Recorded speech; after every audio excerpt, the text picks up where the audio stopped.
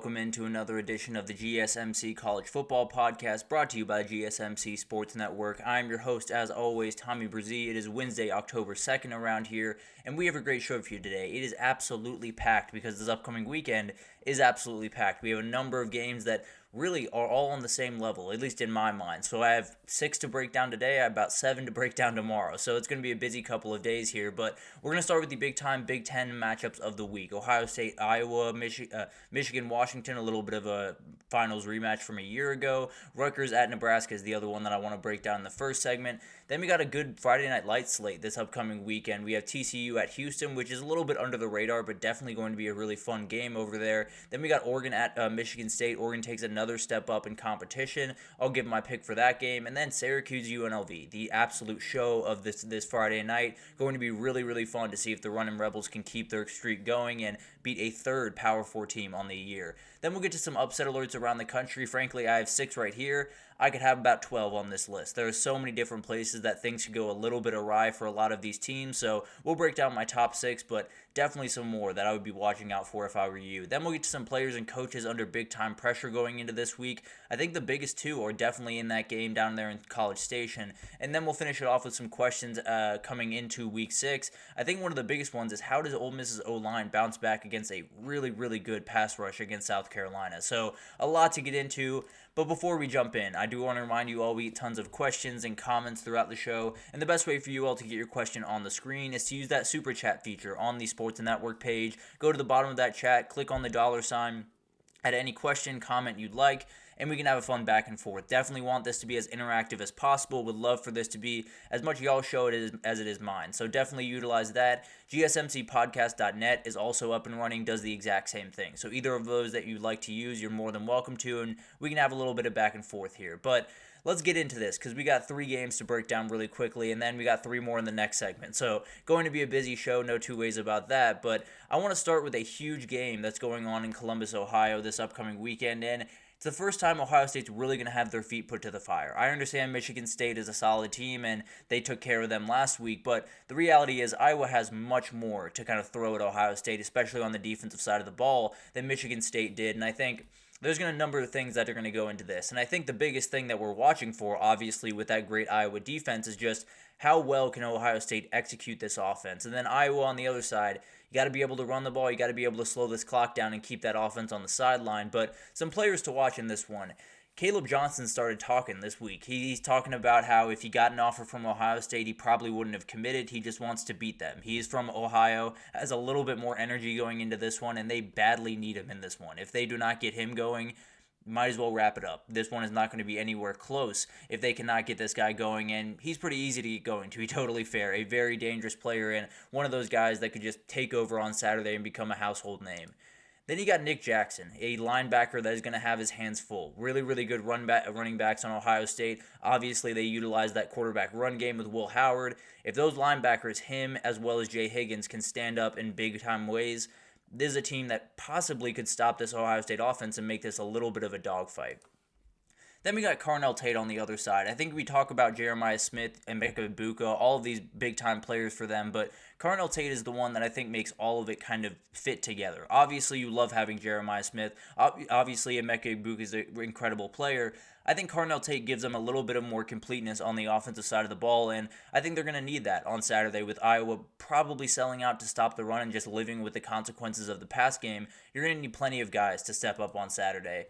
And then you got Ty Hamilton. He's holding down the middle of that defense, the defensive tackle for Ohio State, and we know what Iowa's going to do. He's going to have to be able to handle this offensive line and get Caleb Johnson on the ground, and if they let him get past that first level of the defense, things get sketchy in a hurry when you're trying to deal with Caleb Johnson. But some keys to the game, rushing offense. We've talked about it. Iowa 6th in the country, over 250 yards. Ohio State 11th in the country, 227. So these are elite rushing offenses, and that's what they're going to do. Chip Kelly has been known to be a rushing offense type guy.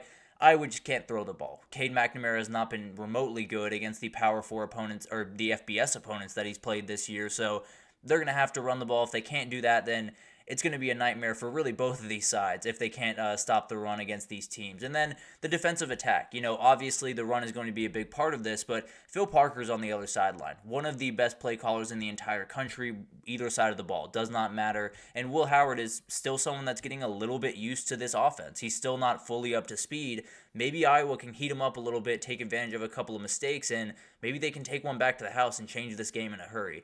And then you got wide receiver DB matchup. This is a really good back end for Iowa. They have obviously Sebastian Castro, obviously Xavier Nwankpa, but Quinn Schultz, and Deshaun Lee have played really, really well this season. And then you just got nightmares on the other side. You got Jeremiah Smith, you got Emeka Buka, Carnell Tate, Brendan Ennis, a million guys that you're going to have to keep track of, and it's going to be a nightmare to do so. Frankly, I think it's going to be nearly impossible to do so. I think Ohio State wins this one pretty comfortably, keeps moving on about their season, and then you got the big one next week. But I do think they get a big-time win. I think it's maybe a little bit of a slow start for them, but they find it late in the second quarter and then continue on and get a big-time win here.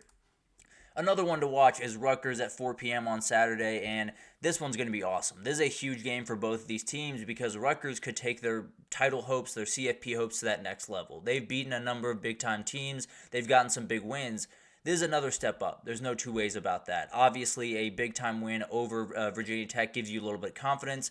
Going into Nebraska is a totally different ball game. So you're going to have to be able to handle this, and then Nebraska needs this one. If they want to stay at all in the fight for the Big Ten, they badly need this one to go their way, and they're favored in it, so we'll see what happens. But Demir Miller is someone I want to talk about here for a second because this wide receiver for Rutgers makes this team kind of whole. I think you talk about Rutgers, it's always Kyle Mondeguy, Sam Brown the fifth, and it should be, to be totally fair, but you're going to have to stretch out this Nebraska defense. They're going to be able to stop the run if you hand them the run every single time. So they're going to have to stretch the ball out, and Demir Williams is really one of the only guys that can do it. And then we have Desmond Igbinosun on the other side. Nebraska is probably going to have to throw the ball as well. There's kind of a battle of two immovable object against a unstoppable force because they're going to run the ball and they're just going to figure out who quits first. Desmond Igbinosun needs to make sure that they can't get that big play downfield, that they can't find Isaiah Nair or Jamal Banks down the field, and then maybe Rutgers has a much better shot to win this one. And he's going to see a lot of Isaiah Nair. This has become kind of Dylan Raiola's favorite target throughout the year. Definitely a really long, athletic kid that can do a number of things on the football field. If you let him get deep a couple of times in this game, I'm not sure Rutgers has the firepower to come back in one of these. And then you got Nash Hutmacher. He is an absolute monster. This is a guy that can just eat space, as you can see, to be totally fair. He's someone that can absolutely dominate the line of scrimmage and can take over this game and maybe just take Kyle Mondeguy totally out of this one. But some keys to the game. Control the line of scrimmage. We talked about it early on. They're going to run the ball. That's the way these teams go about business.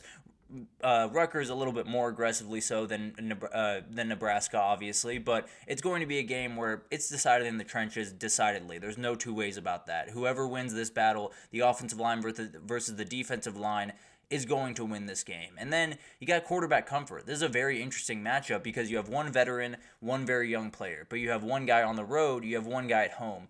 Whoever can get their quarterback a little bit more comfortable. If they can get Raiola to play that elite football that he's been playing all year, Ethan Kaliak-Manis, if he can take that next little step forward in this big-time game, then that's probably going to be a huge difference maker because as they're running the ball, as they're pounding the rock inside, one big play can change this game in a hurry. And then outside noise is a very interesting one going into this one because Rutgers is undefeated. They're playing really good football. They are decidedly an underdog in this game. And frankly, I probably agree with that sentiment, but it's going to be one of those games that maybe Rutgers just shows up with a little bit of a chip on their shoulder because of that, or maybe Nebraska has a little bit of chip on their shoulder from the Illinois game. So there's plenty of noise going into this one, but I'm going to go Nebraska. It's one of those games that I've gone back and forth on a number of different times. I don't feel necessarily great either way, but I do think Nebraska being at home is the difference. I think they felt what that Illinois game was, and I don't think they're going to make that same mistake again. To be fair, they don't win a lot of one-possession games, so we'll see what happens here, but it's definitely one of those games that could go either way and is going to define the Big 12 in quite some ways down the stretch of the season. And then we get a little bit of a rematch from last year's championship game. Cannot wait for Michigan to head out to Washington, and yes, that is the line for this game. Washington is favored by 3 points, and very, very weird, obviously. Michigan being a top 10 team in the country, but I don't necessarily disagree with the sentiment. I think when you look at Michigan right now, there's not really much to be excited about offensively. And you look at what Washington is, I think they just have to hit that one big game. They have to play that one game where they play B-plus football, and they can possibly win this one, and then things get really interesting because they've had a really tough year. There's no two ways about that. Beating the team that ended your year last year is going to make fans feel a lot better about what this year is for Washington.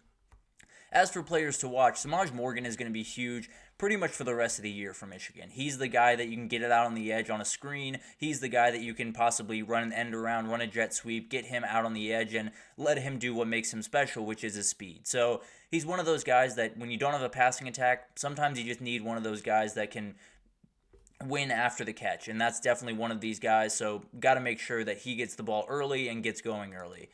And then Josiah Stewart. He might have been the star of the USC game, just an absolute monster off the edge that terrorized Miller Moss for much of that game. He could do the exact same thing here, and then Will Rogers is not going to be able to get anything going. Much like, even less than Miller Moss was able to, and I thought Miller Moss played a really good game, but at the end of the day, did not necessarily get going the way that he wanted to in that one. So maybe Josiah Stewart has the same fate for Will Rogers in mind. Then you got Denzel Boston on the other side. This is a huge wide receiver for Washington, and one of those guys that Washington's not going to be able to win this game in a rock fight. There's no way. They're going to have to be able to go over the top a couple of times, and if you avoid Will Johnson, you have a pretty good chance to get over top. I think Michigan's back end is solid. I think they're good. I don't think they're quite at the level that they need to be, and I think as long as you avoid that number 2, you have a shot to make some big-time plays. And then you got Sebastian Valdez. The line of scrimmage is obviously going to be very important. Michigan's going to try to run the ball. They're going to try to wear this team down. The linebackers will help with this a lot, but you got to set the point of attack. If you're getting pushed off the ball 3-4 yards every single play, it's going to be a really long day, and you're going to lose by about 20 points. So definitely something that he's going to have a huge game for, and if he doesn't, then Michigan's going to roll in this one.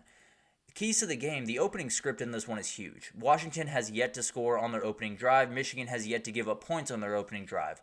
The reality is Washington kind of needs it. They cannot play from behind in this game because Michigan will just bury you. That's the way that they've gone about business. Obviously, gave up a little bit of a lead to Minnesota, a little bit of a lead to USC, but this is a team that can win the game when it matters. And especially for Washington, I don't know if they're on the level of what USC is. I don't think they can possibly take that punch and then get back up from it. So, got to score early. Maybe not on the opening drive, but make sure that you get the first points on the board because then it could get sketchy in a hurry if you don't. And then linebacker play. You have Carson Bruner, Tuputala, on the other side. They're going to have their hands full with those Michigan running backs. And then you got Jonah Coleman on the other side. It's not like it gets a ton easier for Jayshon Barham and Ernest Howman, both really talented players. I think this could be where Washington's strength is. Those linebackers, and maybe that's exactly what they need in this game. And then that rematch energy. There's no two ways about that. Washington is going to be mad coming into this one. It's a lot of new people, no two ways about that, a whole new coaching staff, but Carson Bruner knew what that felt like. Denzel Boston knew what that felt like. Giles Jackson knew what that felt like, and they're going to come into this one with their hair on fire. I absolutely promise you that. The thing is, I just don't think they can do enough. I don't love this Washington offense. I don't think they're going to be able to get much of anything going against this Michigan defense, and I think Will Rogers is going to make a couple of mistakes in this game that's going to define it. So I am picking Michigan. Frankly, I don't feel great about it either way. I think it's one of those games that is going to totally a toss-up in the air, and we'll see what happens, but I am going to pick Michigan just by a hair in that one. Definitely going to be a really fun game, and we'll see who can come out on top for a rematch of that championship from a year ago. But let's take our first break here, and when we come back, we're going to talk about the Friday Night Lights. We got 3 more games for you, so we're going to roll through that really quickly right after this, so stick with us.